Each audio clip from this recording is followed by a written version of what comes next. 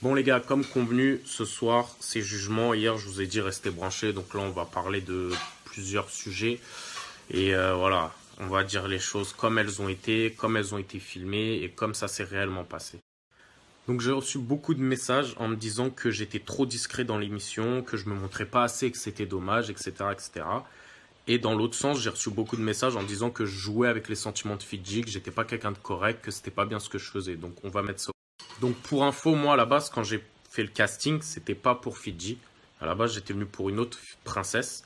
Mais malheureusement, elle n'a pas participé, elle a annulé. Parce que cette princesse-là était en couple. Donc ce qui est normal quand tu es en couple, bah tu fais pas une émission pour trouver l'amour. Donc après moi, je me retrouve avec Fidji, ce qui est tout le contraire de mon type de fille en fait. Ça n'a rien à voir avec mon style de fille. Quand tu fais ton casting, il te demande ton style de fille. Donc tu décris, moi c'est petite, brune, mate, mince, etc. Donc ça n'a rien à voir avec elle. Donc après, moi, j'en ai parlé à la production, que c'était pas physiquement, ça allait être compliqué entre elle et moi. Et j'ai demandé à partir. Donc moi, la production, elle m'a dit non, laisse tomber, joue le jeu, apprends à la découvrir, c'est une bonne personne, etc., etc. Donc j'ai dit ok, c'est pas grave, je vais faire. Donc je fais ma première journée. C'est le soir même où on va dans un bar en fait et que Cynthia doit éliminer quelqu'un. Donc moi, j'observe un peu et tout. Donc on arrive au deuxième jour. Et puis je vois au niveau de son attitude, franchement, je trouve un peu son attitude bizarre. Donc je me rends compte que Fidji a l'attitude d'une femme en couple. Donc après moi ça me bloque aussi. Donc je me dis ouais c'est bizarre et tout. Donc j'en parle un peu à Lolissa et à Laetitia parce qu'ils sont venus me voir en me disant d'être plus avenant, d'aller plus vers elle. Donc je leur explique ça. Donc là on va parler d'une chose qui a été filmée de A à Z. Donc il y a Fidji qui vient me voir. Je crois que c'était la soirée mexicaine ou un truc comme ça. Ouais il me semble que c'est ça. Donc Fidji me vient me voir en me disant ouais t'es super distant. Est-ce que t'as réussi à trouver ta place dans la villa, etc., etc.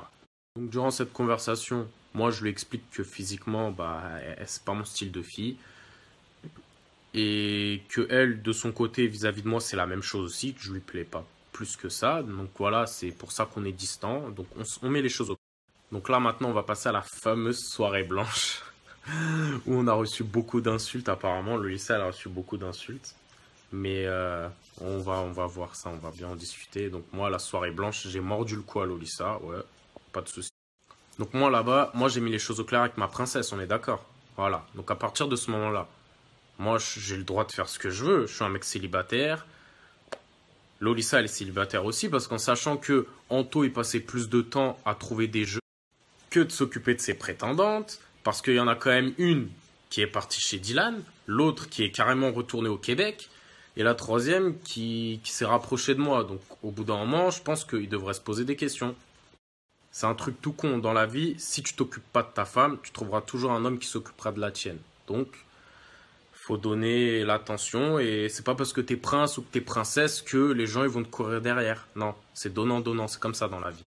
Donc on en revient à la discussion où je suis parti m'excuser avec Fidji. Vous voyez très très bien qu'on est en train de rigoler, ça nous fait plus rire qu'autre chose parce que vu qu'on avait mis les choses au clair bien avant et que c'était carré entre elle et moi, bah nous on a pris ça à la rigolade et ça nous faisait marrer. Après, on va éclaircir un point sur l'histoire de Laetitia et Raphaël. Soi-disant, ils ont couché ensemble, ils ont dormi ensemble. C'est pas vrai, c'est faux. C'est un putain de mensonge. Et pour info, Dita, elle était avec eux. Elle était avec Laetitia, Raphaël et Dylan. Et ouais, il y a le truc comme quoi, moi je suis un connard, j'ai mordu le cou d'un tel, Lolissa c'est une pute, etc. Moi maintenant, il faut m'expliquer une chose. Fidji, elle est en couple à l'extérieur. À l'intérieur, elle suce la bite à Dylan. En vrai, hein, elle tape des fellations. Et dans l'émission, elle cherche l'amour. Ouais.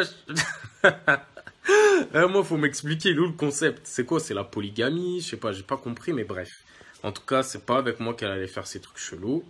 Ah oui, j'avais oublié. C'est la familia.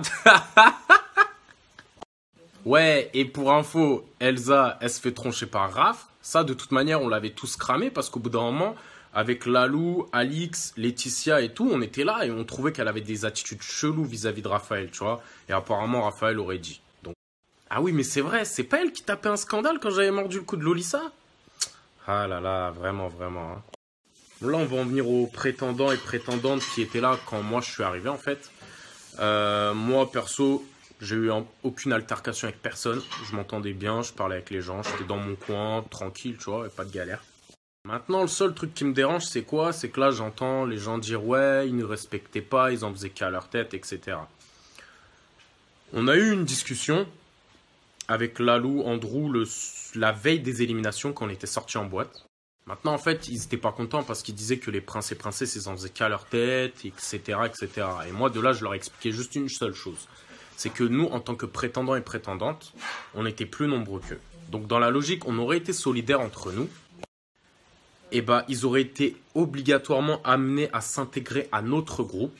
Or que eux, ils ont fait le contraire, en fait. Eux, ils étaient toujours derrière leur cul. Et malheureusement, bah, nous, nouveaux arrivants, fallait qu'on se court derrière eux. Et en sachant une chose, c'est que eux, ils sont là et en fait, ils veulent intégrer personne, tu vois. Donc, ils calculent personne. Quand ça filme pas, chacun fait sa live. L'autre, elle est en ouais, taille des pipes. L'autre, elle fait ci, l'autre, elle fait ça, tu vois. Donc, c'est assez compliqué. En gros, le seul moyen de se faire intégrer, parce que moi, dès le début, quand je suis arrivé, je me suis pas laissé faire. Donc, le seul moyen de s'intégrer, c'est quoi? C'est t'es nouveau, tu fermes ta gueule et c'est eux qui te disent ce que tu dois faire. Moi, j'ai pas fait ça. Je faisais ce que je voulais, quand je voulais, au moment où je voulais. Donc voilà, j'ai fait un petit résumé. Maintenant, j'ai entendu que Aquababe avait dit que il y avait un contrat entre Anthony et Chloé, comme quoi elle restait et en contrepartie, elle couchait avec lui. Moi, je veux juste dire une seule chose. Moi, quand je suis rentré du tournage, 2 jours après, ce mec-là, il a dit, il y a un prétendant turc qui est venu pour Fidji, il a dit tel mot, tel mot, tel mot, tel mot, et tout ce que j'avais dit, il l'a ressorti. Donc en fait, la phrase, c'était je suis trop beau pour elle, je ne peux pas mentir, elle est chum. Mais en vrai, j'avais dit, elle est claquée. Mais bon, ça, c'est juste un mot. Au final, ça veut dire la même chose. Et ça, je l'ai vraiment dit. Et comment il a fait pour le savoir? Donc ce mec-là, il dit la vérité. Et dernier petit truc, l'histoire des loups-boutins que Ratiba, elle avait lancé la veille des éliminations, c'est réel. Elle l'a vraiment dit, Dita. Elle a vraiment dit, ouais, moi, je m'en fous. Si t'as vraiment flashé sur lui, tiens, prends-le. Pour moi, c'est comme une paire de loups-boutins. Elle l'a dit. L'histoire des loups-boutins que Ratiba, elle avait lancé la veille des éliminations, c'est réel. Elle l'a vraiment dit, Dita. Elle a vraiment dit, ouais, moi je m'en fous. Si t'as vraiment flashé sur lui, tiens, prends-le. Pour moi, c'est comme une paire de loups-boutins. Elle l'a dit.